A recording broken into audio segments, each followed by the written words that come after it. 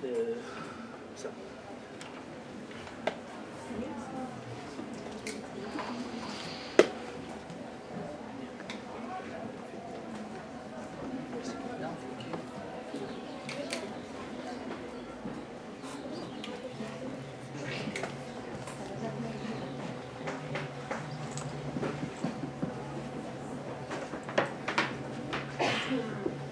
tarde a todos. Em nome da Tinta da China, queria agradecer a vossa presença. Esta vai ser a primeira mesa do Fólio em 2018, organizada por nós. Estamos aqui com dois especialistas em literatura. O tema desta mesa é Mestres de Literatura Pornográfica.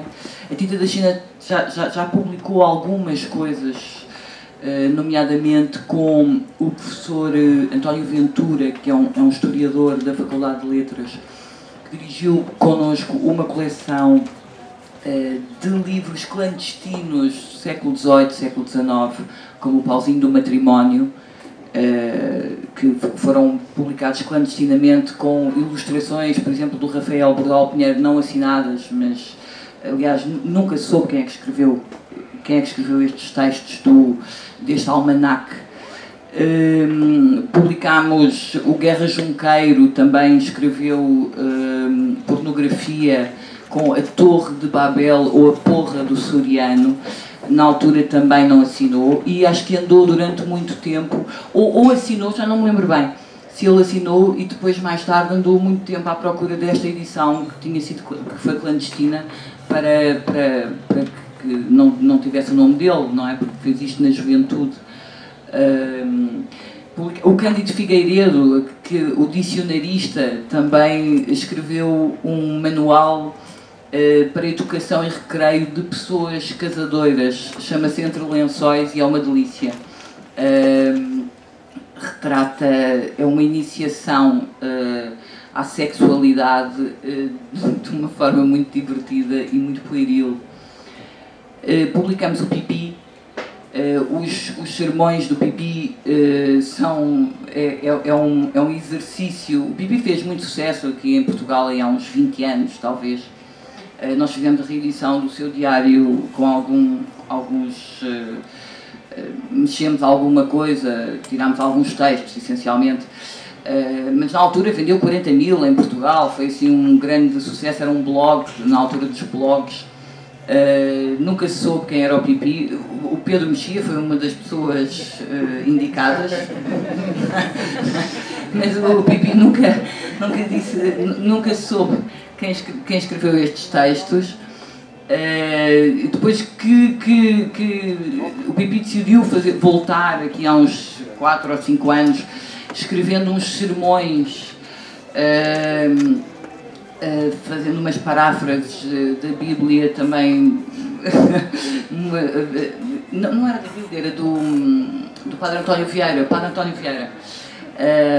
Que também é muito engraçado e muito bem escrito. Recentemente publicámos do Nelson Rodrigues O Casamento, que não se pode considerar literatura pornográfica ou erótica. Isso, aliás, é uma coisa que estes senhores nos vão explicar a seguir qual é a diferença, mas que também tem cenas muito visuais e muito bem feitas, que eu acho que também vale a pena espreitar. E o ano passado publicámos esta antologia de poesia erótica brasileira, organizada pela Eliane Moraes. Eliane, que hoje, com muita honra, está cá, veio de São Paulo. Eu conheci a Eliane há uns 3 anos na Flip, numa mesa com o Reinaldo Moraes, e fiquei absolutamente fascinada com o que ela disse. Aliás, nessa sessão o Pedro Mexia estava comigo, assistimos os dois, e convidei a Eliane a publicar. Quis muito conhecê-la e quis saber mais, porque a Eliane é professora na USP, na Universidade de São Paulo, de literatura brasileira. É especialista em literatura erótica. É erótica que se diz? Ou é pornográfica? Não sei. As duas. É especialista nas duas. A sua tese é sobre Sado. Portanto, este ano voltou à Flip a propósito da Hilda Hirst e foi fantástica a mesa. A Eliane foi uma das estrelas da Flip este ano, é verdade. Foi aplaudida de pé, foi um grande momento da Flip.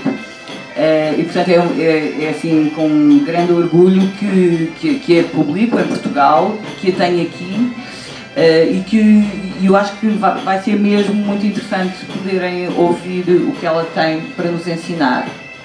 O Pedro Mexia, crítico literário, poeta, escritor, cronista, é um dos autores da casa, dirige a coleção de poesia da Tinta da China, quer dizer, faz parte, é da mobília. A Tinta da China, sem o Pedro Mexia e mais 2 ou 3 pessoas, não seria a editora que é, não é? Portanto, ao Pedro devo muito, mas convidei-o para esta mesa porque, para além também de ser crítico literário, e eu sei que se interessa particularmente também por esta área da literatura. Portanto, achei que se calhar o ideal seria uma conversa conduzida pelo Pedro com a Eliane para conversarmos um bocadinho sobre esta coisa do que é pornografia, o erotismo, os mestres, o que é isto. Muito obrigada a todos pela vossa presença. Vou passar a palavra ao Pedro. Obrigada.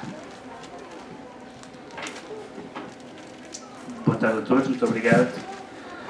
A Bárbara safou-se bem da incumbência de explicar mais ou menos porque é que eu aqui estou. Eu próprio não sei bem, mas visto que a Eliane é especialista neste assunto, e eu, cá estamos a falar sobre isso, eu nem verdadeiramente sou especialista na ótica do utilizador, quanto mais do conhecedor. Mas enfim, podemos falar sobre isso a propósito de vários temas que vão surgindo. A primeira pergunta que eu queria fazer, vamos daqui a bocadinho já falar sobre um assunto, vamos já abordar as questões óbvias e inevitáveis, mas antes disso queria, porque a Bárbara falou dessa sessão da Flip há 3 anos, com a Eliane e com o Reinaldo Moraes, uma das coisas que aconteceu nessa sessão, o Reinaldo tinha publicado o Pornopopeia, que é um livro fantástico, uma espécie de odisseia, como o nome indica, uma espécie de odisseia pornográfica absolutamente delirante e inventiva.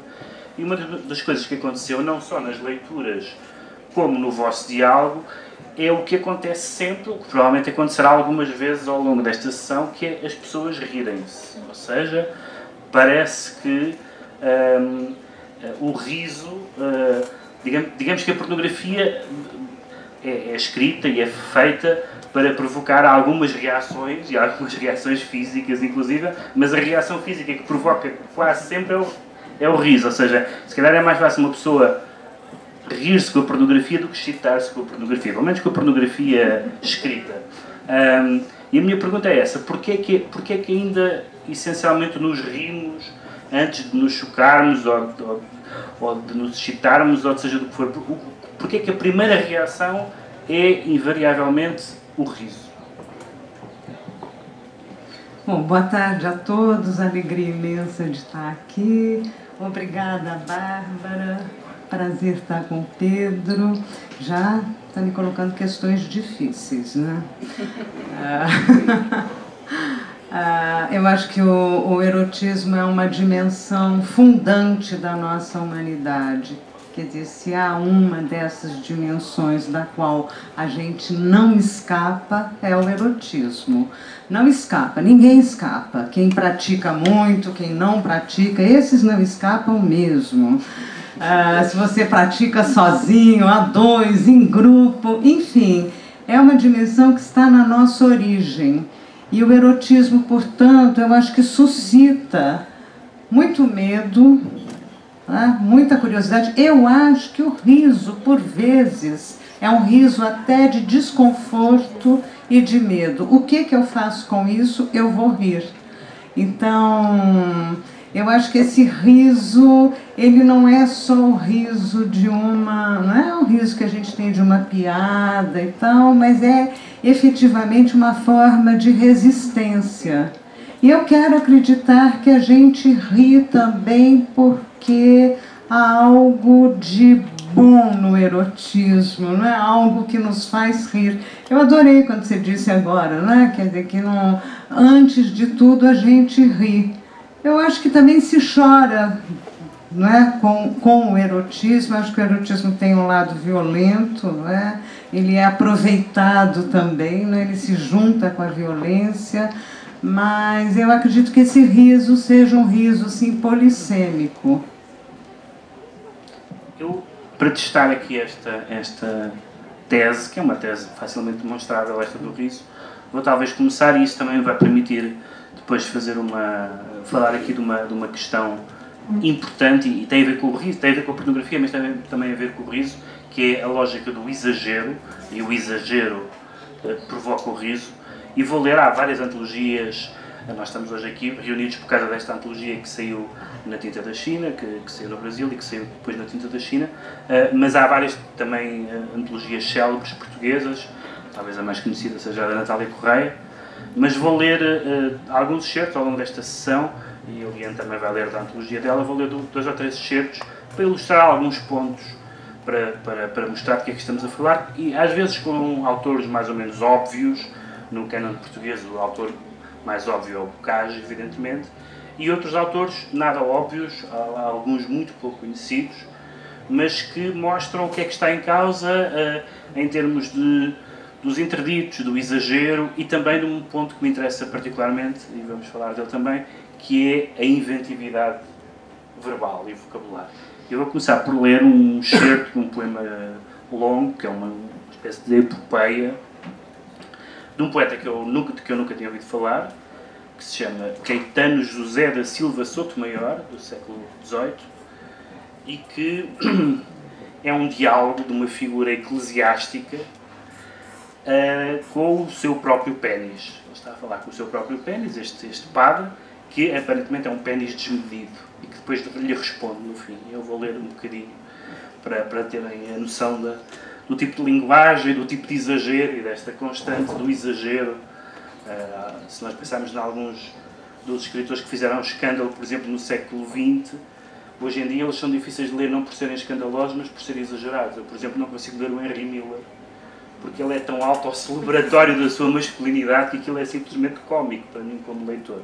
Vou então ler umas estrofes deste poema.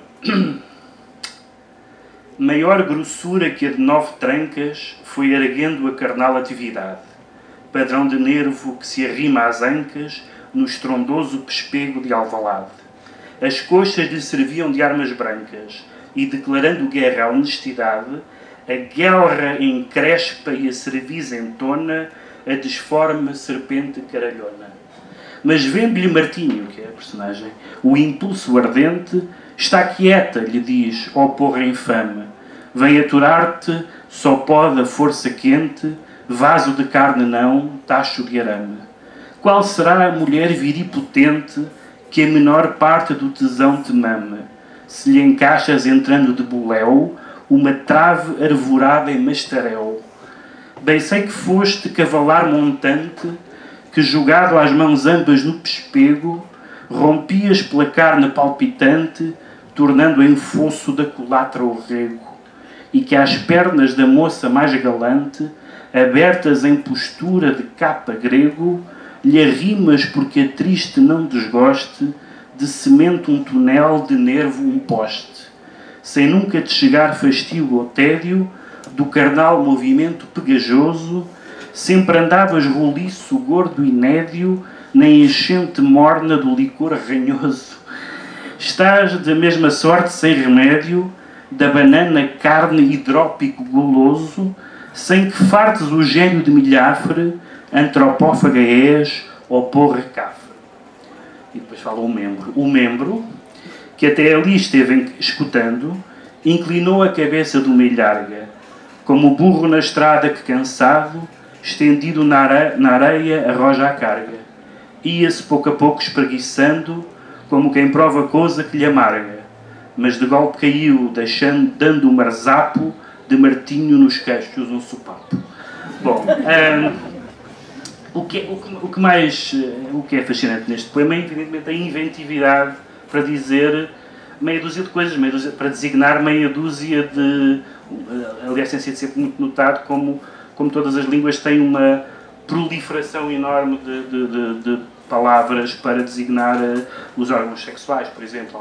Aliás, uma crónica famosa do Miguel Esteves Cardoso, há muitos anos, chamada A Aventura do Coiso, em que ele faz uma espécie de recensão de todas as palavras para dizer pênis em português, umas patuscas, outras chocantes, outras...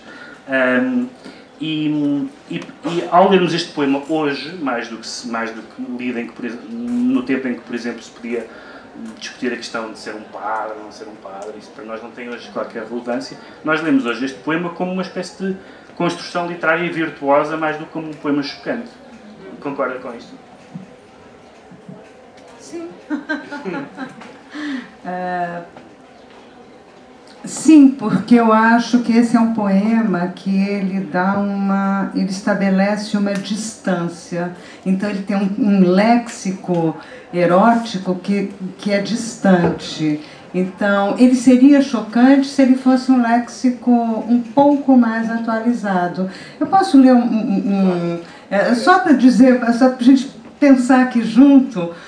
Por exemplo, é um poema que eu gosto muito e que eu acho, pelo menos, eu acho que ele é razoavelmente chocante, que é de um autor brasileiro vivo, que é o Dalton Trevisan. O Dalton Trevisan, não sei se alguém aqui conhece, mas é um autor que tem se dedicado a uma prosa muito erotizada, eu diria também pornográfica e bastante obscena. E de vez em quando, ele tem já 92 anos, e de vez em quando ele escreve um poema. Então, só para a gente... Eu não vou ler o poema todo, porque ele é grande também, mas eu acho que ele é um poema mais chocante. É um poema chamado Cantares de Sulamita, em que o eu lírico é uma mulher, e que está aí atualizando o Cântico dos Cânticos. Mas assim, rebaixando, não é o Cântico dos Cânticos, já é não um poema tradicionalmente erótico, que faz parte da Bíblia, e aqui ele vai rebaixar ao máximo. Mas acho que usando um léxico e até mexendo aqui com uma sintaxe mais atual e, portanto, que é um pouco mais chocante. Eu acho que é chocante demais, olha. Mesmo antes de ler o poema, já há ambulâncias. Se você não me agarrar todinha, agora mesmo, aqui, só me resta morrer. Se você não abrir a minha blusa, violento e carinhoso, me sugar o biquinho dos seios, por certo, hei de morrer. Estou certa, perdidamente certa, se não me der uns bofetões estalados, não morder meus lábios, não me xingar de puta, já hei de morrer. Bata, morda, xingue, por favor. Morrerei, querido, morrerei, se você não deslizar a mão direita sobre a minha calcinha, murmurando gentilmente palavras porcas, sem dúvida hei de morrer. Também certa a minha morte, se você não acariciar o meu pubis de Vênus, com o terceiro quirodátilo, já caio morta de costas, defuntinha, toda morta de morte matada. Morrerei gemendo, chorando, se você titilar a pérola na concha bivalve, morrerei na fogueira aos gritos se não fizer. Amado meu, me escuta, se você não me ninar com cafuné, me fungar no cangote, mordiscar as bochechas da nalga, me lamber o mindinho do pé esquerdo, juro que hei de morrer, certo é o meu fim. Te peço, te suplico, meu macho, meu rei, meu cafetão, eu faço tudo o que você mandar, até o que a putinha de rua tem vergonha. E daí vai. Então, acho que aqui a gente está com um léxico um pouco mais atualizado. Eu sinto que é um poema que choca mais. Né, quer dizer, é mais chocante, coloca uma questão um pouco mais atual, de figura feminina também, suplicando para fazer aquilo que supostamente hoje é condenado também. Quer dizer, coloca, né, assim, acho que questões um pouco mais da nossa hora. Não sei o que você acha, Pedro, me diga. Eu acho, é curioso o facto, eu não tenho a certeza exatamente o que é que, qual foi a transformação que sofreu aquilo que nós chamamos o erótico e sobretudo o pornográfico, por duas razões. Ele parece ter estado ligado historicamente, por um lado, a uma presença de uma moralidade mais ou menos unívoca e muito forte, que seria a moralidade, enfim, dos países europeus, pelo menos, cristã, que já não é a moralidade mainstream, já não é, quer dizer, ainda pode estar na nossa consciência esse tipo de valores, mas já certamente não é imposto e se calhar já nem sequer é minoritário. E, portanto, ao fim de muitos séculos, esse lado perturbador ou transgressivo desapareceu, não tem essa força por esse lado, não tem esse lado de libertação.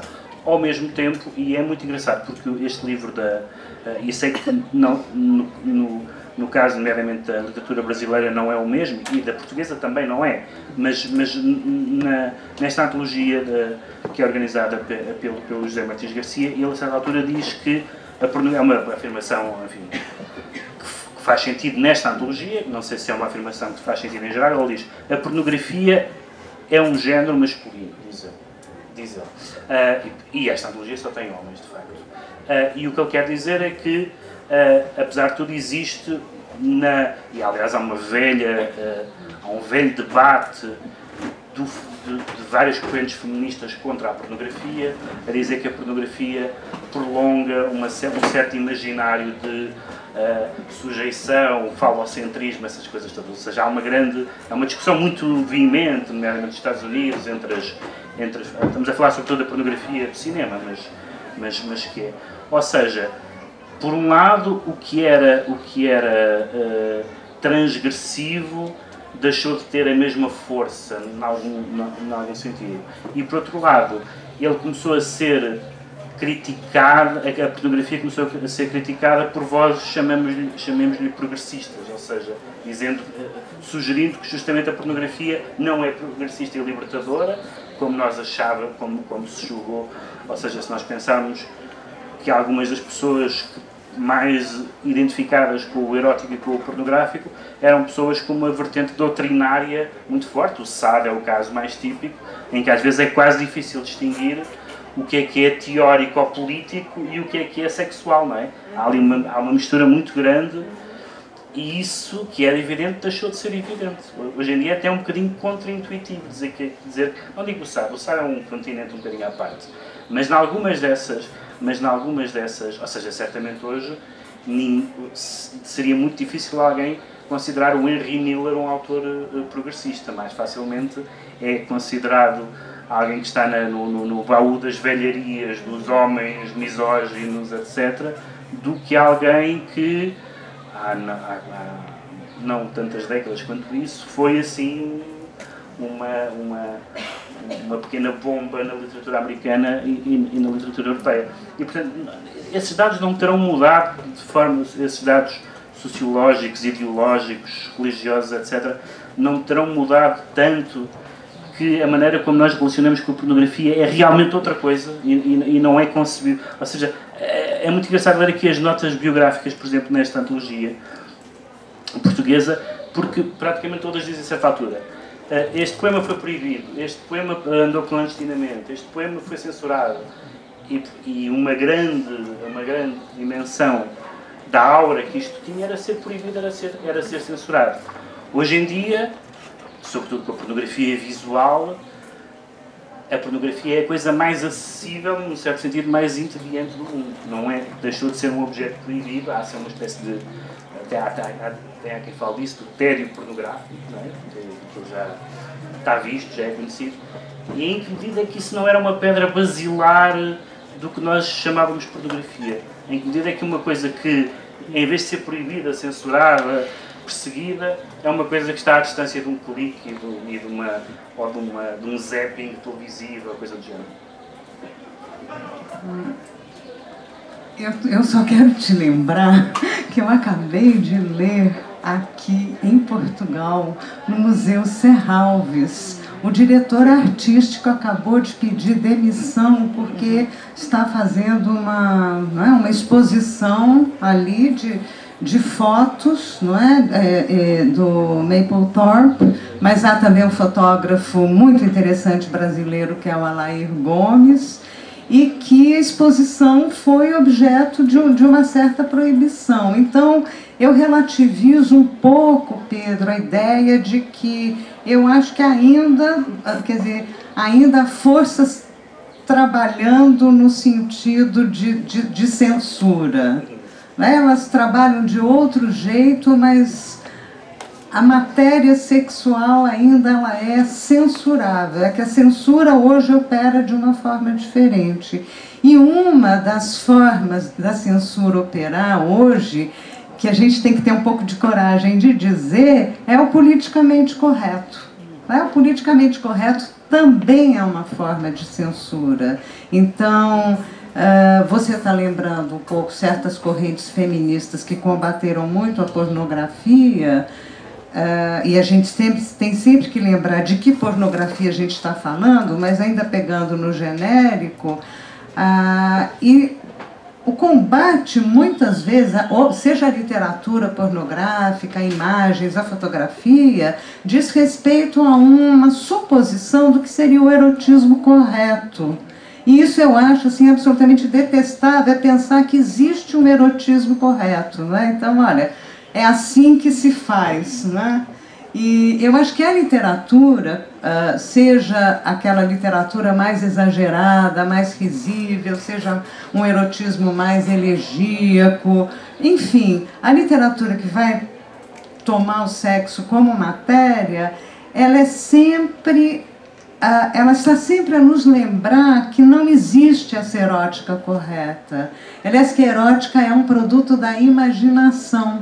Então, que é um trabalho, não é sempre um work in progress, não é? No sentido, está sempre se fazendo, é sempre um fazer-se. Quer dizer, a gente pode ler aqui com você um poema do século XVII e retomar aquilo, ou eu posso ler um poema em que é uma mulher suplicando a um homem que bata nela, mas é feito por um homem. E há outros que são feitos por mulheres com um eu lírico que é masculino. Então, eu acho que a erótica ainda, por outras vias, ainda é censurável e ainda é transgressiva. Não toda. Claro que você pode acionar ali a internet, tem toda uma pornografia de exposição, é totalmente diferente de outras épocas, mas eu também fiquei em dúvida um pouco se essa censura era muito maior. Eu trabalhei muito com o século XVIII, que é o século de Sade. Era uma liberdade ali também com relação à erótica. Aliás, Sade é um exemplo ótimo porque é insuperável, não é? Quer dizer, ele fez algo com o erotismo que é bem insuperável, não é? Que você não é que a gente já ultrapassou aquela fase, não é isso, não é? Continua suscitando tantas questões, continua perturbando também, embora não seja mais proibido. O fato de não ser mais proibido, Sade foi proibido até 1968 nas livrarias francesas, né? Para um autor de século XVIII não está mal. E a última grande edição de Sade, que é pela Biblioteca da Pleiádia, não é? Não é? Aqueles livros franceses muito bem feitos, e era anunciada como Sade em papel Bíblia, porque é uma edição feita em papel Bíblia.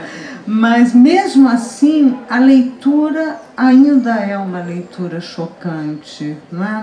Você não, como se diz, mas não tira de barato isso.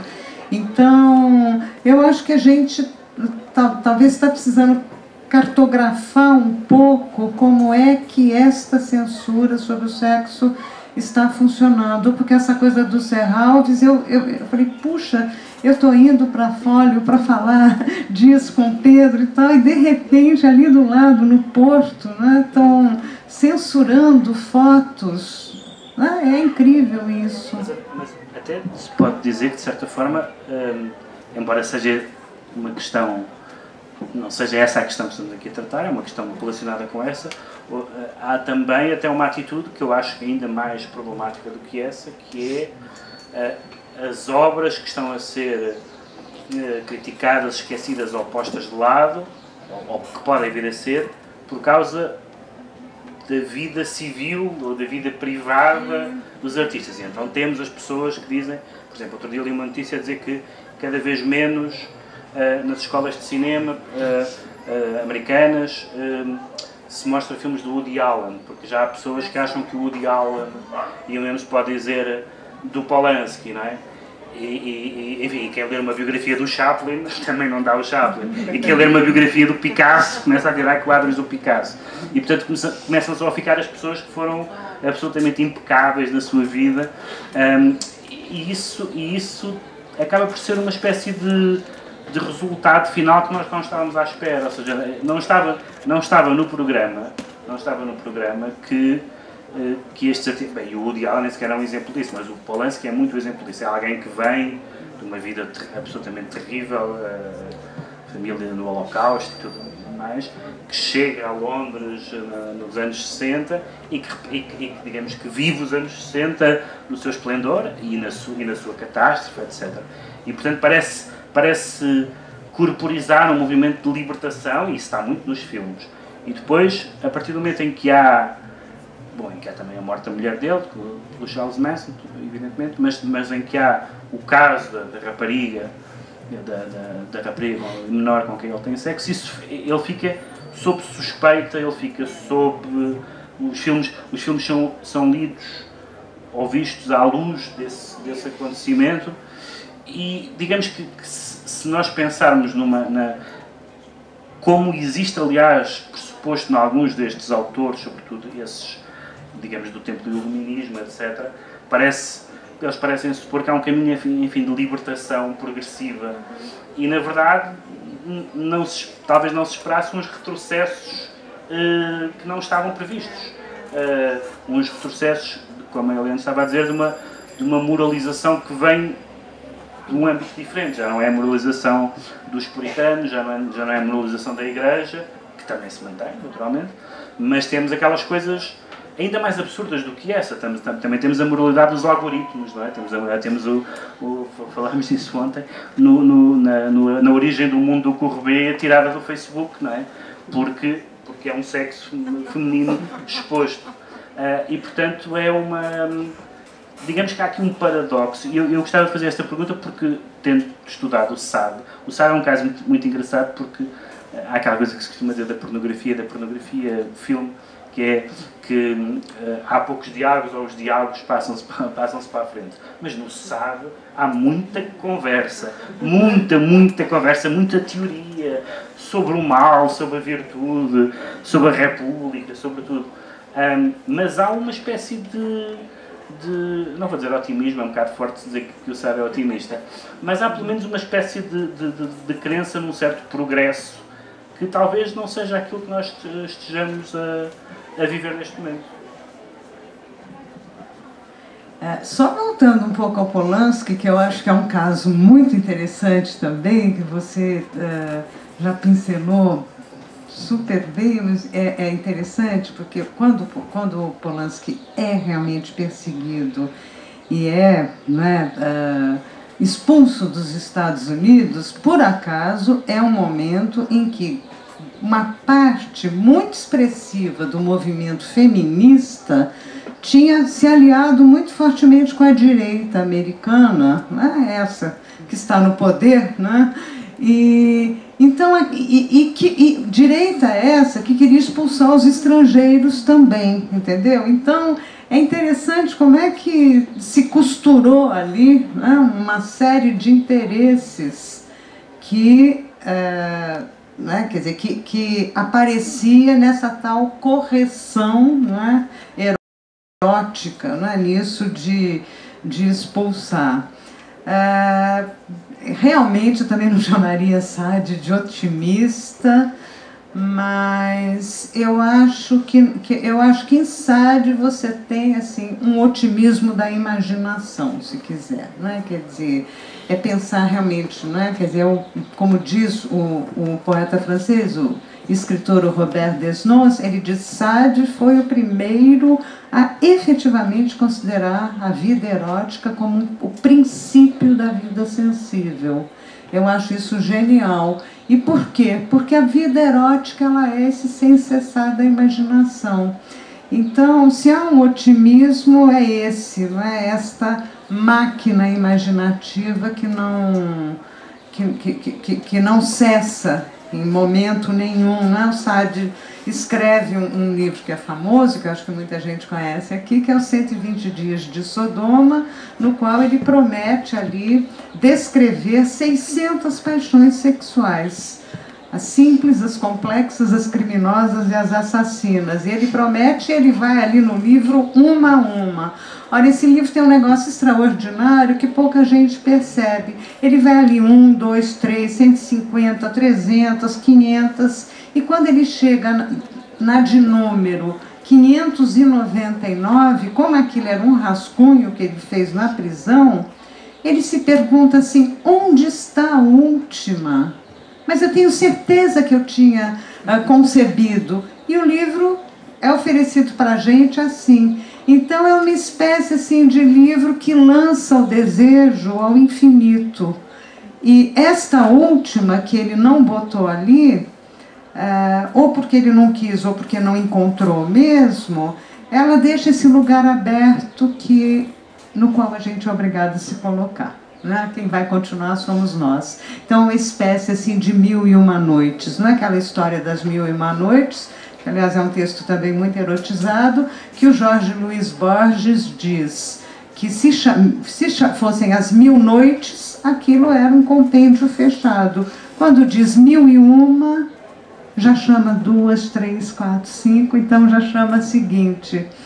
Então, eu acho que essa vacância que fica ali é que lança para este sentido de progresso também, que é o que o outro vai levar, não é? É aquilo que Sade escreveu em 1785, os 120 Dias de Sodoma, que nós estamos aqui em 2018 um pouco continuando.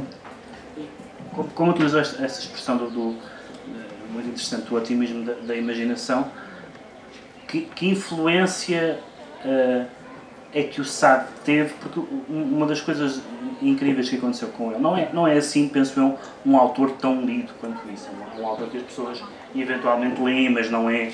E, no entanto, o Sade conseguiu ter uma espécie de influência gigantesca sobre o século XX ao ser um dos autores de cabeceira do surrealismo. Não é?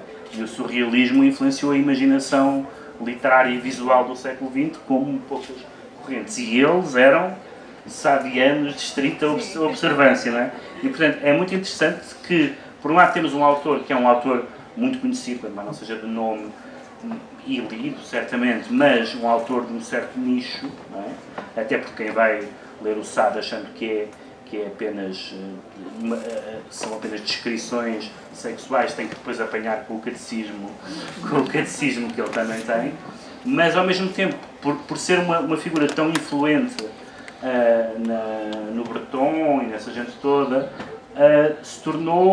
acabou por ser, via surrealismo, uma espécie de contrabando ou de difusão, e se calhar ele está em todo lado. A gente vê, por exemplo, os filmes do Buñuel, e aquilo, há filmes do Buñuel, sobretudo aqueles filmes incríveis que ele fez no México, que são com os argumentos mais ou menos telenovelescos, e de facto é quase possível detectar 600 parafilias em quase todas aquelas pessoas são tarados sexuais ambulantes, e todas as coisas os excitam, todas as coisas os atraem, e portanto a minha pergunta é essa: não terá sido o surrealismo uma das grandes fontes difusoras do Sade para o século XX? Sim, com certeza. Aliás, quando a gente conhece Sade, você percebe que o Buñuel inteiro você acha uma ceninha de Sade que ele bota Sade em todos os seus filmes. E nas suas memórias, ele conta que roubou, porque a gente não deve fazer, roubou da Biblioteca Nacional um volume de Sade, de Justine, que aliás é um livro que ele adora e que ele cita muito. E na biografia ele conta isso. Então, os surrealistas são uma espécie assim, de herdeiros um pouco diretos e confessos de Sade, embora hoje a gente já saiba que a influência de Sade ao longo do século XIX ela é notável. Então, você vai pegar um autor francês, por exemplo, como Flaubert, foi um grande leitor de Sade. Então, Sade está presente, né, em muitos autores também do século XIX. Eu considero Sade assim, uma espécie de fundador da erótica moderna, né? Da erótica estética, literária, artística. Ele assim, ali funda alguma coisa, né, que a gente ainda está reverberando, né, até no cinema, na literatura. Eu acho que aquilo ainda reverbera hoje, inclusive até pela forma algaritma também, né? Quer dizer, essa coisa toda numérica que tem ali naquela literatura, né? Se a gente pensar um pouco, você pega o próprio 120 Dias de Sodoma, é um livro absolutamente moderno, né? Do ponto de vista formal. A apresentação desse livro inclassificável, que mistura diversos gêneros e tal, quer dizer, isso também, né? Também surpreende por isso. E como é que se faz essa transição? Porque uma das coisas curiosas, um dos aspectos curiosos quando nós lemos esses autores, e estou a pensar além do Sade, estou a pensar, por exemplo, num livro que não tem a mesma, não é tão incandescente, pelo menos no sentido explícito como as Ligações Perigosas, nós sabemos que esses autores, mesmo nas suas diferenças, eles nascem de uma tradição libertina que é uma tradição basicamente aristocrática.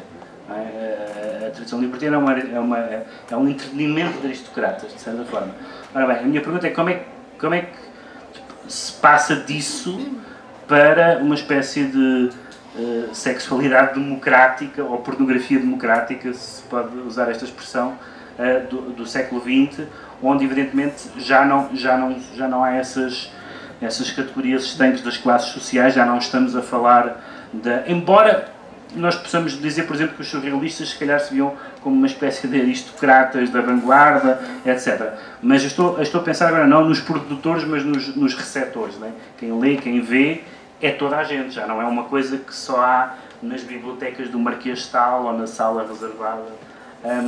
E isso é muito... Ao passarmos de séculos, também passamos, é uma pergunta que se liga àquilo que eu tinha feito há pouco, estamos a ver uma sociedade completamente diferente. Como é que é essa passagem de uma imagem libertina do mundo, essencialmente em circuito fechado, privilegiada, etc., para um mundo mais igualitário, de certa forma? Puxa, é super interessante. Eu acho que tem já que você estava falando, eu me lembrei um pouco do tema aqui do festival, que é ócio e negócio, né? Porque esse mundo, ao longo do século XVIII se desenvolve efetivamente uma grande literatura libertina, e Sade é uma espécie assim de auge, não é, desta literatura. A obra dele é toda ali do final do século XVIII para o início do XIX. Para quem não sabe, Sade nasce em 1740 e morre em 1814, o que é interessante, portanto, que nós estamos aí já com um pensador de transição, né? Quer dizer, a Revolução Francesa, ela está ali no meio da sua vida. Aliás, Sade estava preso na Bastilha durante a Revolução Francesa, e quando há a Revolução com aquela anistia a todos os presos, etc., ele é beneficiado por isso, não imediatamente, mas ele acaba sendo beneficiado. E ele é uma figura de transição, quer dizer, a obra dele participa já dessa transição, porque ele é solto em 1790 da prisão, e ali ele vai ser convidado pelos revolucionários a ser juiz de uma espécie de tribunal. Então, imagina, quando você conhece a obra de Sade, inclusive sabe dos seus personagens libertinos aristocráticos, e pensar que ele depois vai ser recuperado pelos revolucionários, logo os revolucionários vão ver que não era o caso, não é? Então vão botá-lo na prisão outra vez. E se você voltar para os personagens de Sade, tudo bem, a literatura libertina está ligada à aristocracia. Os 4 libertinos dos 120 dias é só um aristocrata, o Duque de Blangy. O outro é um magistrado, o outro é um burguês. Então, o que esses homens todos têm como características é que eles têm, seja pelo dinheiro, seja posição social, eles têm o espaço para o ócio. É isso, né? Então, acho que o ócio, que é este ócio que permite levar a imaginação à vertigem e permite também usar e abusar de tudo que está à sua volta, que não é só um privilégio do aristocrata, não é? Mas também do burguês que tem dinheiro. Então, eu acho que ele é efetivamente o autor, e essa é uma das diferenças entre ele e os autores anteriores da literatura libertina, que esses sim estão um pouco mais ligados vamos dizer assim, ao ethos aristocrático. Mas é muito curioso quando nós vemos essas datas e vemos o facto de ele estar preso e, portanto, da Revolução Francesa a atravessar a vida dele, e isso coloca uma pergunta clássica, que é: qual é a relação entre o poder, chamemos de revolucionário, do erotismo ou da pornografia e a revolução política? Nós sabemos, por exemplo, que Robespierre não era certamente um libertino, Lenin não era certamente um libertino, e assim por diante. Aliás, um famoso ensaio do historiador marxista do Eric Hobsbawm, em que ele diz que nenhum revolucionário pode ser um libertino, porque um revolucionário tem uma tarefa, e um libertino é uma tarefa a tempo inteiro. Ele utiliza esse argumento criticando o maio de 68, criticando a importância dada ao sexo no maio de 68, que ele acha que é uma distração da luta de classes. É um texto muito interessante. E, de facto, nós pensamos nos homens da Revolução Francesa, e quase nenhum deles tinha essa visão do mundo, quase nenhum deles era um libertino. Como é que se foi gerindo essa relação que se revelou conflituosa entre a revolução artística e a revolução política? Essa enfim, um dos grandes dramas do século XX foi a quantidade de artistas que acreditaram que a revolução artística e a revolução política marchavam na mesma direção. Enfim, o Mayakovsky, etc. Uma série de pessoas que acharam que a revolução artística e a revolução política eram a mesma coisa. E, na verdade, muitos deles acabaram desiludidos, suicidas, presos, etc. Como é que isso aconteceu? Como é que houve essa cisão entre aquilo que parecia ser uma marcha inelutável de duas revoluções, uma artística e outra política, e um momento em que elas se separaram ao ponto de não terem nada a ver uma com a outra? Puxa, isso também dá muito para pensar, né? Eu fico pensando que o que está por trás dessa discussão é o estatuto do corpo, efetivamente, né? Quando você diz que, né, os revolucionários tinham quase como que recuar em relação ao próprio corpo, né? Esconder o corpo para fazer a revolução, né? Eu acho que esta é a utopia sadiana.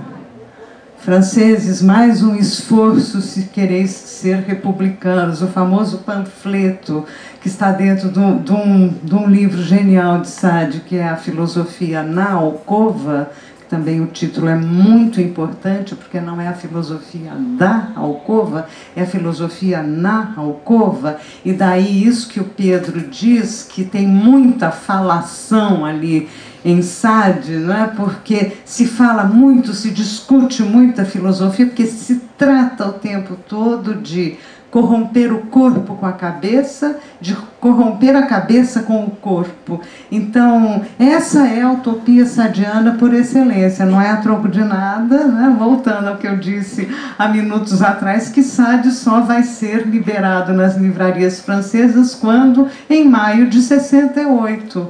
Porque maio de 68 justamente é o momento em que se retoma um pouco essa utopia que já passava ali pelos surrealistas também.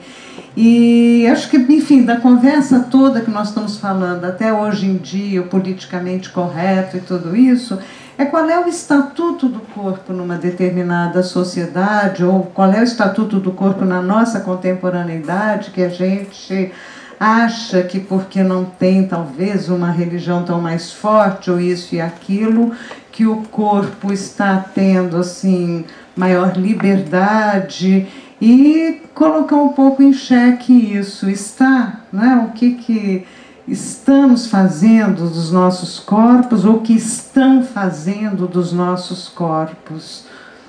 Acho que é uma longa discussão que caminha um pouco por aí.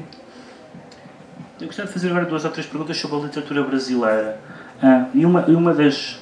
Bom, há uma discussão que aparece regularmente na literatura portuguesa, que é a ideia, que eu acho fundamentada, de que a literatura portuguesa... que há na literatura portuguesa alguma dificuldade em escrever sobre sexo. Porque muitas vezes soa...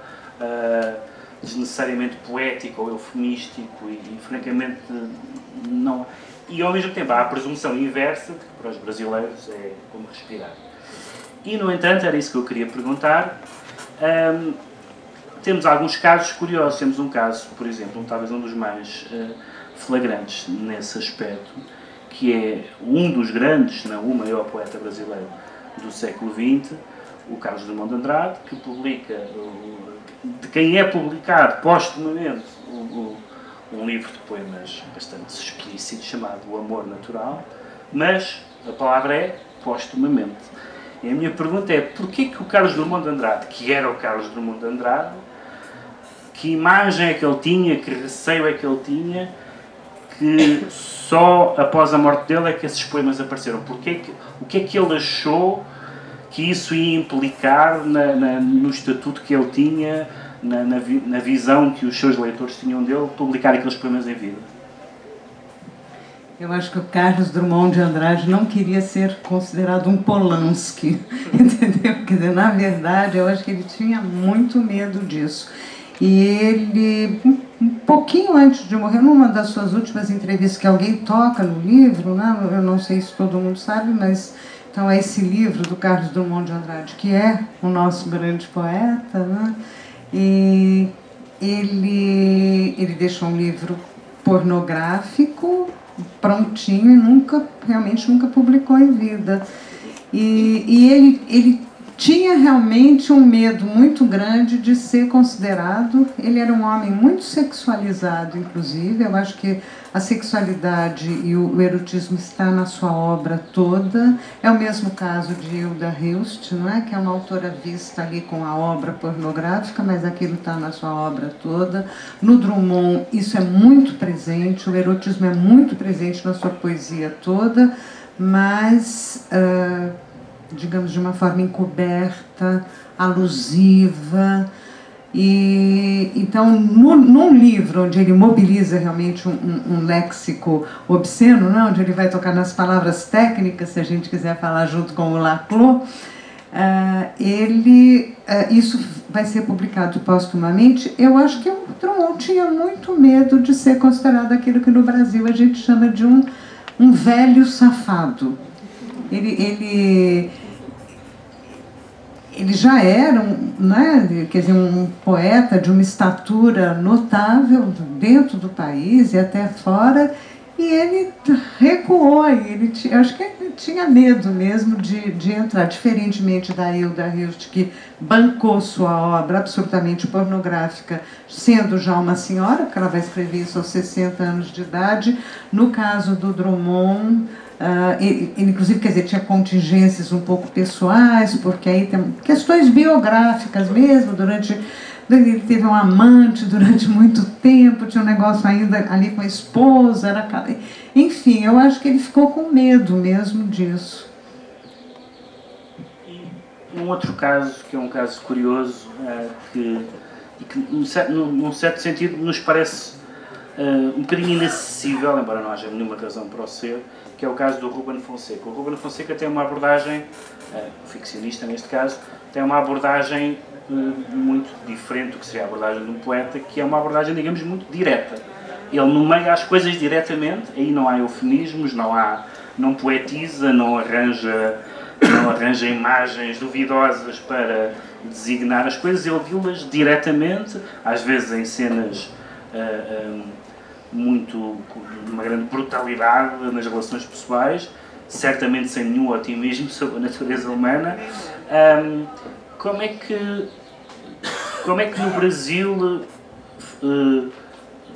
ao longo do tempo foi sendo vista, por exemplo, não o Ruben em geral, mas essa maneira dele lidar com isso? A maneira dele lidar com isso, que é aquilo que nós chamaríamos de pegar o boi pelos cornos, ou seja, para ele não há não parece, lendo, não parece haver um problema. Ele quer dizer uma coisa e dila de uma forma direta, de uma forma com palavras, curiosamente, que não são as palavras do português de Portugal. Portanto, para nós há sempre praticamente nenhuma das palavras que ele mais usa não são as palavras que nós usamos, não é? E, portanto, para um leitor português tem uma certa distância que é interessante, mas para um leitor brasileiro e para um leitor português que esteja familiarizado com o Brasil, aquelas são as palavras, digamos, da rua, são as palavras não literárias. Como é que isso foi sendo, agora para a oposição ao Drummond, como é que isso é visto, ou foi sendo visto, bem, hoje em dia já é um super clássico também, mas como é que isso foi sendo visto na literatura brasileira, essa forma tão direta? Porque se nós pensarmos nos autores que nós associamos a um certo ambiente de erotismo difuso, ou difuso não, generalizado, sei lá, o Jorge Amado, ou coisa do género, não tem nada a ver com isso. Nós estamos a falar desse tipo de erotismo. Estamos a falar de uma carga de agressividade muito, muito forte. Como é que isso foi sendo recebido? Como é que isso foi sendo visto dentro da literatura brasileira? Eu acho tão interessante te ouvir, né, como um português que está falando sobre a literatura brasileira, e me abre novas janelas. Porque é interessante que o Ruben Fonseca, eu acho que a gente, no Brasil, tende sempre a ver com um autor que está trabalhando com a violência. Se alguém perguntar qual é o tema, qual é a matéria, né? Filho do que tema, a matéria do autor, eu acho que a maior parte dos brasileiros dirá violência e nunca erotismo, e nunca sexo, embora o vocabulário o seja, né? Mas a pergunta é se ele não está realmente mobilizando um vocabulário altamente sexualizado para, aí sim, tematizar a violência. Ao mesmo tempo não literário no sentido clássico do termo, sim. São palavras comuns. Sim, palavras comuns. Mas, quer dizer, são palavras cotidianas, né? Embora essas palavras cotidianas elas vão mudando também, né? Elas têm uma circulação extraordinária, e inclusive entre nós, né? Entre brasileiros e portugueses. Quer dizer, eu acho que há palavras também aqui em Portugal que são às vezes um pouco mais chocantes para um brasileiro. Eu vou contar uma coisa assim, eu fiquei chocada uma vez que eu fui a uma farmácia e o farmacêutico me falou de uma injeção no cu. Isso assim, para um brasileiro é impensável, gente. E eu achei assim, era né, eu mesma, uma senhora e um senhor ali me dizendo sobre... Me disse... Eu acho que é uma palavra que ela circula um pouquinho diferente no Brasil e aqui. Isso é apenas uma de muitas, né? Então, essa conversa entre a gente desta língua que é a mesma e não é deste eros que é o mesmo e não é, passando pelas diversas línguas, né? Então, é bem interessante. Mas no caso do Rubem Fonseca, eu acho que, né, quer dizer, eu imagino que realmente um leitor português possa ter um recuo que a gente não tem, mas para a gente aquilo entra mais como um autor que está falando de violência e não de erotismo. Acho que podíamos talvez ouvir algum poema da Hilda Hilst, visto que foi sim. aqui falado e foi a autora tema da última Filipe, não é?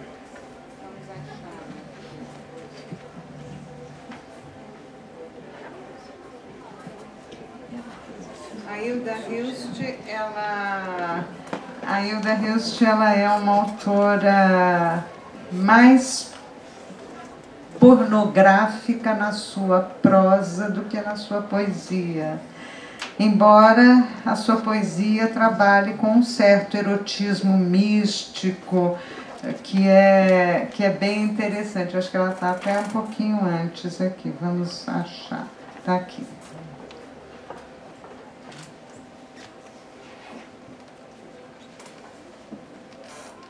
Então, aqui, como a antologia é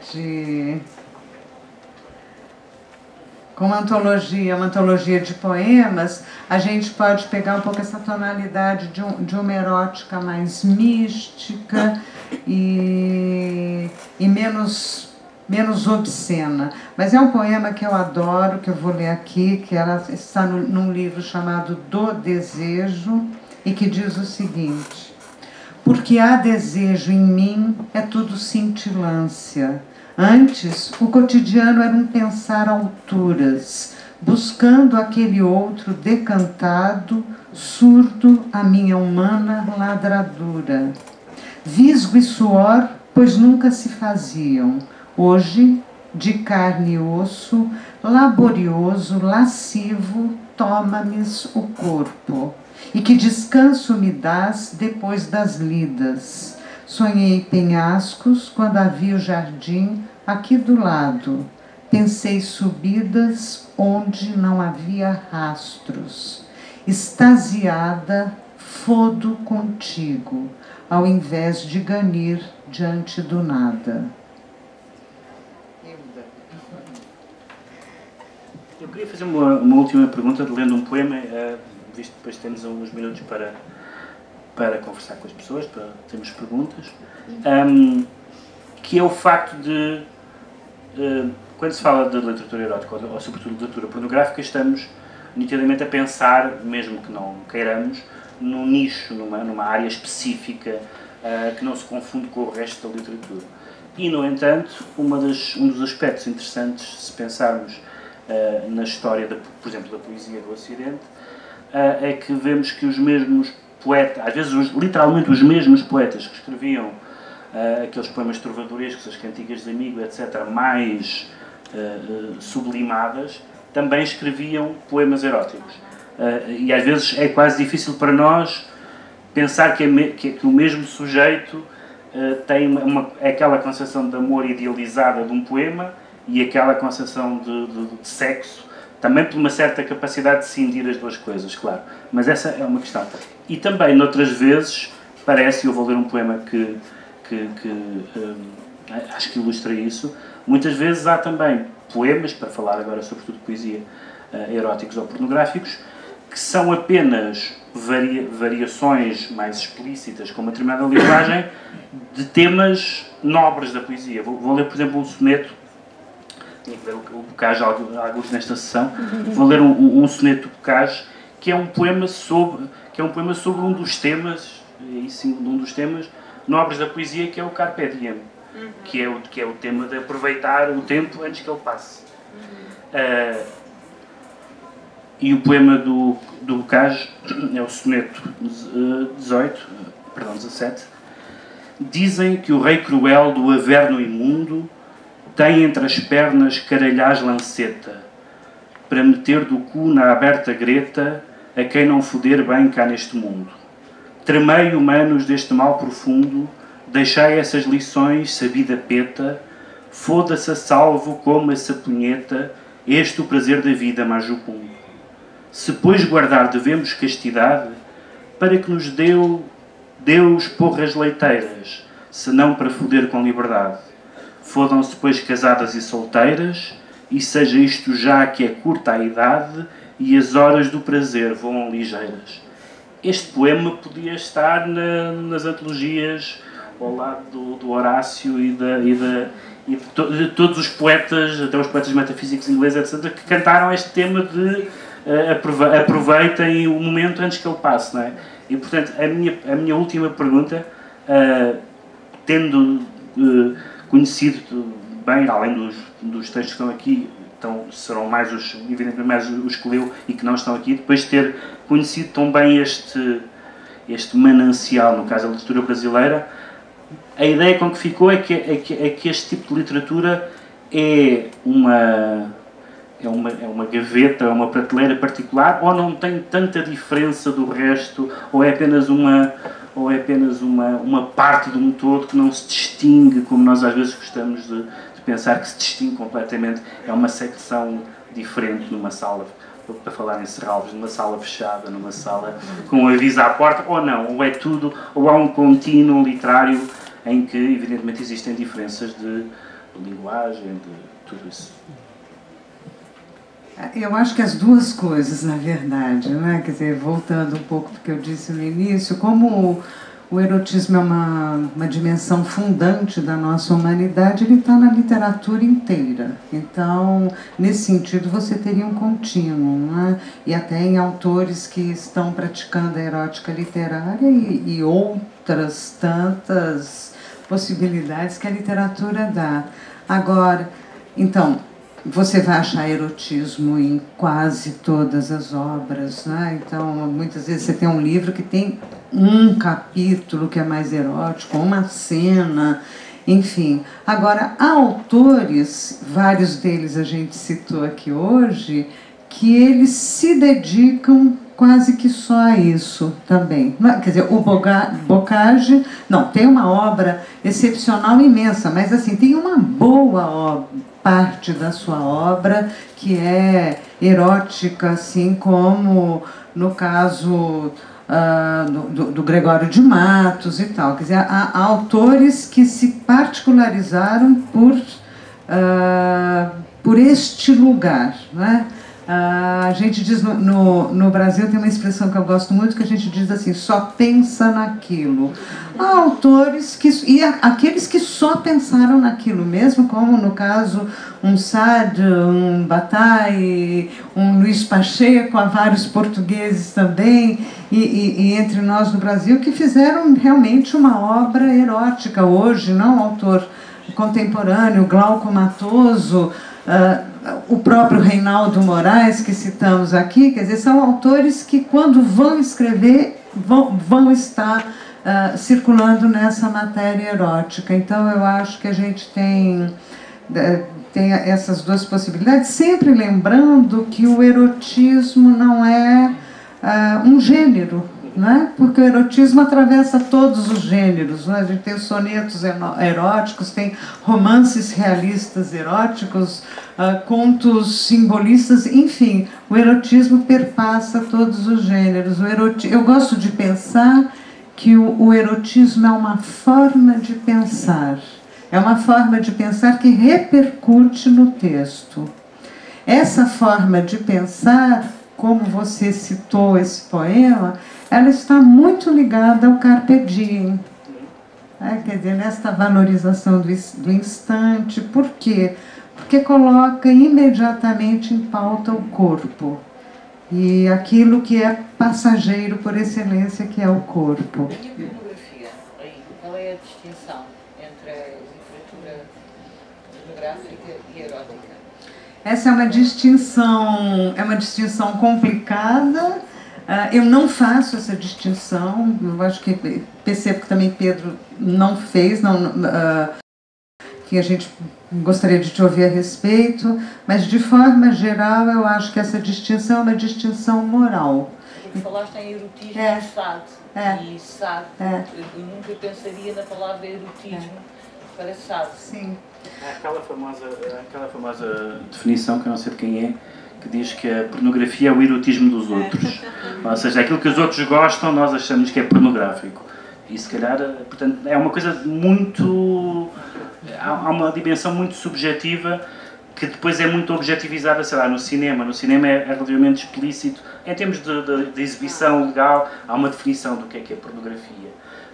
Na literatura é muito mais difícil de determinar isso. Na literatura é muito difícil porque... Mas eu acho que, antes de tudo, essa distinção é uma distinção moral. Porque... normalmente se diz, o erotismo é o que é velado, é sugerido, e a pornografia é aquilo que mostra tudo, né? Aquela pornografia é o escancarado. E há uma valoração aí, está se mexendo com o valor, não é? Escancarar, mostrar tudo, não.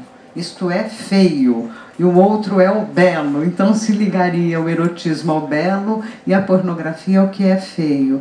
Então a gente já vê que essa distinção é moral. Acontece que os autores que mexem com o sexo, que a gente mais trabalha, que são talvez os que a gente considera mais sensacionais, eles são extremamente obscenos. Então... já complica de cara. Então, o que há, eu acho que hoje também, é a ideia de que existe uma pornografia comercial. Então, é verdade. Mas a pornografia comercial, boa parte dela, pelo menos na literatura, ela é muito menos obscena do que a pornografia literária, estrito sensu, por exemplo, esse livro que fez enorme sucesso. No Brasil é 50 Tons de Cinza, aqui também esse título. Então, aquilo perto de Hilda Hilst, de Sade, de Bocage, dessa turma toda que a gente gosta, é muito leve. Quando me perguntavam, eu dizia, não gosto porque eu acho leve demais isso, entendeu? E fora que é muito mal escrito, aquilo é uma bobagem em termos eróticos, né? E os autores que nós estamos tocando aqui são autores muito mais obscenos, que nos colocam questões, que nos perturbam, então, enquanto aquilo é um produto mais de massa. Então, acho que existe uma pornografia, um erotismo aí um pouco, não é? É um best-sellers mais de massa, e existe uma outra literatura que ela pode até também, há livros de sugestão erótica que são maravilhosos. Você lembrou o Relações Perigosas, né, do Laclos, que é um livro muito erótico, não tem uma palavra chula. Lolita de Nabokov, né, um livro todo erotizado, não tem uma palavra, não tem um palavrão, uma palavra que vá ferir o pudor, não é? E ele sabe ferir o pudor muito bem de outro jeito. E temos mesmo nessa temática, lá está, das sombras de Grey, temos, por exemplo, a história de Ó, que é outra coisa do ponto de vista literário, não é? Tem outra... nós temos tempo para fazer algumas perguntas? Havendo. Responder, claro, sim. Na vossa conversa faltou um autor, que a Bárbara mencionou no início, que é um autor que eu a Cristina, que foi Nelson Rodrigues. E que não é claramente um autor que fala de sexo. No entanto, é um autor de tal modo violento que a sensação, mas a minha sensação pessoal, é que ele é pornográfico sobre a vida e sobre a natureza humana. É um moco tal no estômago, é um moco no estômago tão grande sobre a natureza humana e sobre tudo aquilo que nós escondemos e sobre a culpa que é pornográfico sobre a natureza humana. E, portanto, na vossa conversa faltou-me o Nelson Rodrigues, que a Bárbara Terrestre tinha mencionado e que é um autor que eu gosto muito, nessa perspectiva de que a pornografia não é só sobre o sexo, é a violência sobre aquilo que nos traz culpa, não só o corpo, muito o corpo. Ele é dos autores que consegue imagens mais visuais em termos do uso do corpo, seja sobre o sexo, seja sobre a morte, seja sobre o assassínio, o homicídio, tudo. E, portanto, na vossa conversa faltou-me realmente o Nelson Rodrigues e, portanto, o trago. Vou juntar algumas perguntas e depois responder.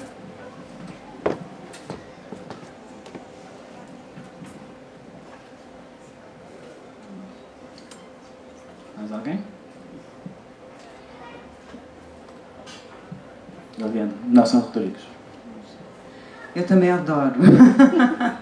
Fiquei felicíssima quando a Bárbara começou a editá-lo aqui em Portugal e mais ainda sabendo que estava fazendo um belo sucesso, que as pessoas estavam lendo e tal.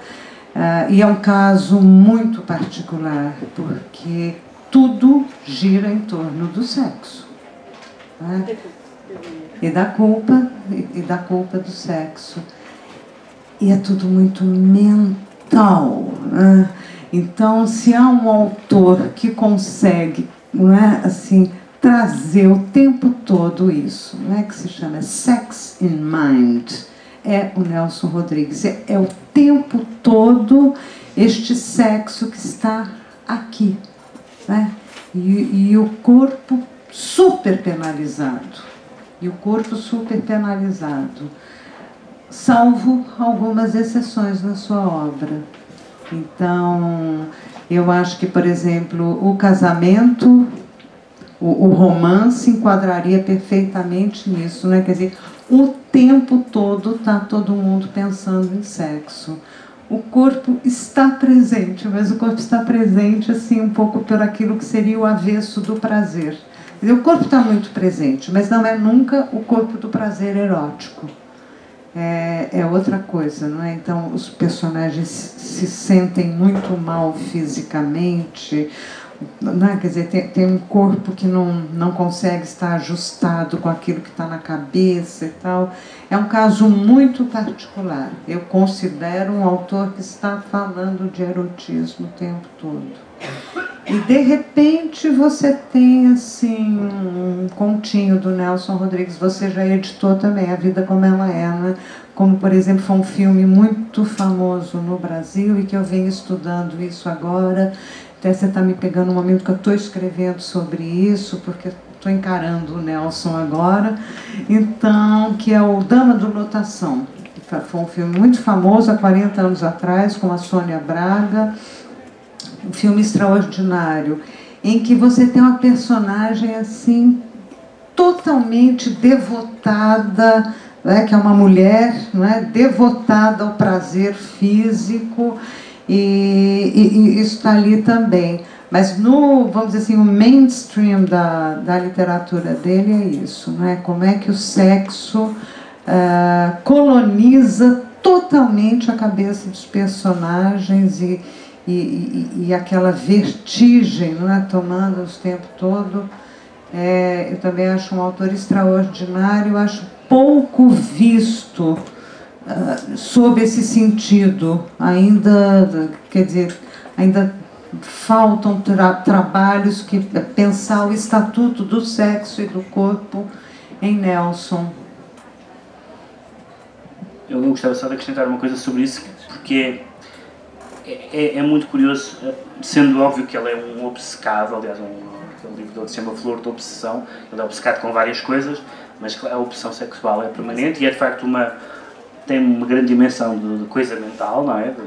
Não tem só, porque nos contos também há uma realidade exterior, mas depois é muito engraçada a relação dele, por exemplo, com a chamada revolução sexual e com a liberdade dos costumes, que é uma reação negativa. E há um texto muito interessante, que é uma crónica dele, em que ele vê umas raparigas muito bonitas de biquíni na praia e fica chocadíssimo porque ninguém olha. E ele disse, isto é escandaloso, ninguém olha, toda a gente acha isto natural. E naquele sentido, natural para ele é horrível. Natural significa desinteresse. E essa crónica é muito curiosa porque há ali uma luta interior entre aquilo que está na cabeça dele e o que ele quer para a sociedade, ou seja, faz parte de uma aliás, como outros, há bocado falou-se aqui do Bataille, não é? De uma certa ideia de pessoas, mesmo as que eram mais progressistas, até como o caso do Bataille, mas que achavam que a repressão tinha o seu papel quando não era fundamental, não é? Que a repressão sexual alimentava a vida sexual, de certa forma. Isto depois tem implicações políticas e sociais mais complicadas. Mas estou a falar agora só do ponto de vista literário. É muito curioso, nessa crónica do Nelson, eu lembro perfeitamente quando eu li pela primeira vez, quando alguém que se vê perante o que seria o que ele gostava, que era ver uma rapariga bonita de biquíni, e a reação dele nem sequer é diretamente com a rapariga, é ninguém está a olhar para ela. Isto trivializou-se, isto não tem mistério, não tem perturbação, isto não causa perturbação. Ora, como é que se pode elogiar uma sexualidade que não causa perturbação? Parece uma contradição nos termos. Eu acho esse texto fascinante. Eu me lembro de uma outra crônica dele que eu adoro, em que é também um ambiente muito sério de jornalistas, de gente política e tal, e que aparece uma moça dando suas ideias sobre política e tal, e ele chama a moça o tempo todo de o decote. Então, enfim, pode ser considerado misógino, mas pode também não ser, entendeu? Porque ele está conversando de política com ela e ele diz, aí o decote disse isso, aí eu respondi ao decote. Então, o que eu acho que é mais ou menos isso que o Pedro está trazendo, não é? Quer dizer, esse degrau que há, não é? Numa cena sexual e no fato das pessoas serem sexuadas e estarem em jogo ali, mas isso está em jogo ali e não poder ser dito, né? Eu só queria dizer uma coisinha rápida. Só lembrar que há uns 30 anos, talvez, passou na televisão nossa a Engraçadinha. Alguém se lembra? Do Nelson Rodrigues? Foi chocante. Cá. Foi chocante. Foi uma... Não sei se alguém se lembra dessa série. No Brasil, com certeza, não é? E... É um filme. Não, era uma série. Era uma série. Sim, Engraçadinha. Lembra-se? Lembro. E eu lembro-me, eu li já várias coisas do Nelson Rodrigues, claro, não editados em Portugal, edições brasileiras, e nessa altura foi um êxito. E era uma série muito erótica. Mas eram pequenas, sim. Contos dele? Não. A Engraçadinha é retirado de um livro dele. Sim. É um livro dele. Sim. E foi em formato série. Não, porque no Brasil houve um filme. Não. A Engraçadinha, por isso que eu estou A Engraçadinha cá, que era vosso, claro, era vindo do Brasil. Era uma série, não sei, talvez 10 episódios ou 20, uma coisa assim. Não sei quem se lembrar melhor do que eu. Minissérie, gente. Era uma minissérie, mas não sei se alguém se lembra quantos episódios, mas foi uma coisa muito forte. Portanto, é só para lembrar isso para quem não se lembra. Eu mesma não. Há um filme, sim, e que é muito forte também. Muito forte. Mas a série, essa me escapou. Eu que deveria aqui dar alguma informação a respeito. Mas eu acho o Nelson Rodrigues realmente, ele mexe. Ele mexe muito, não se passa impunemente por Nelson Rodrigues, não. E quem passar é porque escondeu alguma coisa. Também ao lado do Nelson Rodrigues, jornalista. E, principalmente, grande aficionado de futebol. Ah, claro. Há outros lados. Há outros lados. Mas neste que caracterizou tanto na dramaturgia quanto na literatura, é muito perturbador. Eu acho um dos grandes autores perturbadores que a gente tem no Brasil. Não tenho a menor dúvida. E talvez, assim, até... Hoje, sabe o que me incomoda? Eu incomodava também, depois eu li isso na biografia do Rui Castro, que você também editou, ele não gostava nada de quem ria, de nada seu, ele ficava furioso. E eu tenho um incômodo também, porque eu acho que muita gente às vezes ri, eu vejo em peças que não sabendo o que fazer com aquilo, começa a rir. Entendeu? E o Nelson Rodrigues odiava esse negócio de rir, porque tem algo da ordem do trágico ali. Ele era trágico. É um autor muito trágico. A vida foi trágica. Claro. Eu estava agora aqui a olhar para trás e a ver aqui a audiência e não vejo assim muita gente, vejo alguma. Então eu gostaria de perguntar se esta literatura erótica, pornográfica, terá futuro nestas próximas gerações, porque estas gerações atuais tão imediatas, que eu penso que para o erotismo tem que haver um tempo. E penso que as pessoas querem consumir tudo muito rápido e não há... Pergunto-me se... E outra coisa, este peso cultural da igreja, da culpa, que está a desaparecer aos poucos, não fará com que a produção literária erótica perderá qualidade, porque não há tanta censura. Ainda há censura, mas está a diminuir. Vocês falaram de casos de autores tão bons, que produziram tão boa, com tanta qualidade, em tempos de censura terrível, que podiam ser mortos, ou só.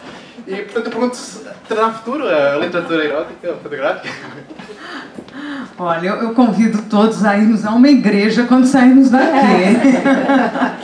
Agora a igreja está tomada por livrarias, mas eu adorei a pergunta porque eu me lembrei muito de uma passagem do grande escritor francês, Stendhal, que ele está num dos contos, há uma jovem que está tomando um sorvete num dia de um calor insuportável, e ela está tomando sorvete e ela diz: pena que não seja pecado.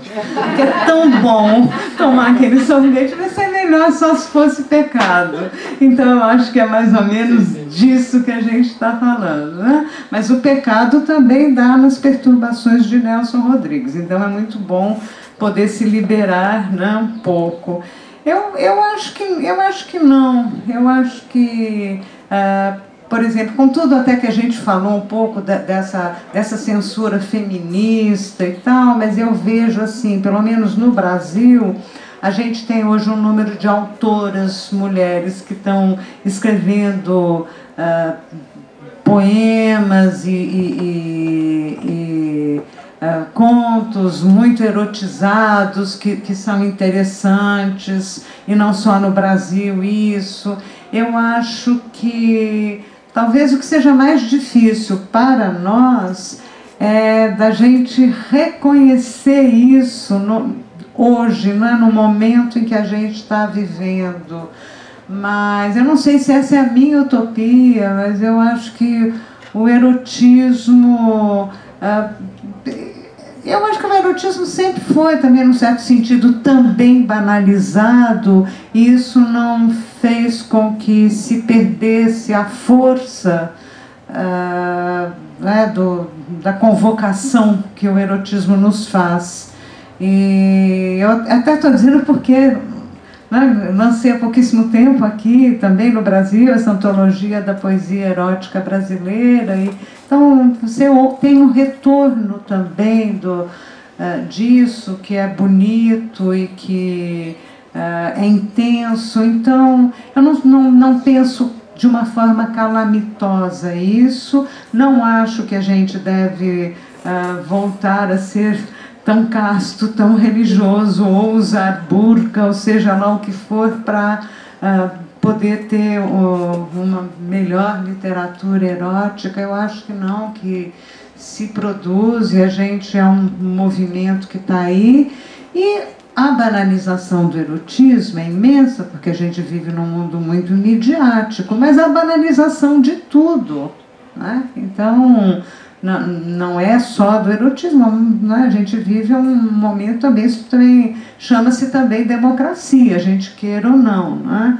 Então, acho que ainda teremos boas... Não tenho bola de cristal, mas eu acho que a gente ainda vai ter coisa boa para ler. A Bárbara vai ter bastante trabalho e tal. Obrigado. Mais uma pergunta? Não. Bem, então sendo assim, se não há mais questões, eu queria agradecer-vos por terem estado, agradecer ao Pedro e à Eliane esta sessão tão rica, foi fantástico, foi muito bom, muito obrigada e obrigada por terem estado. Muito obrigada.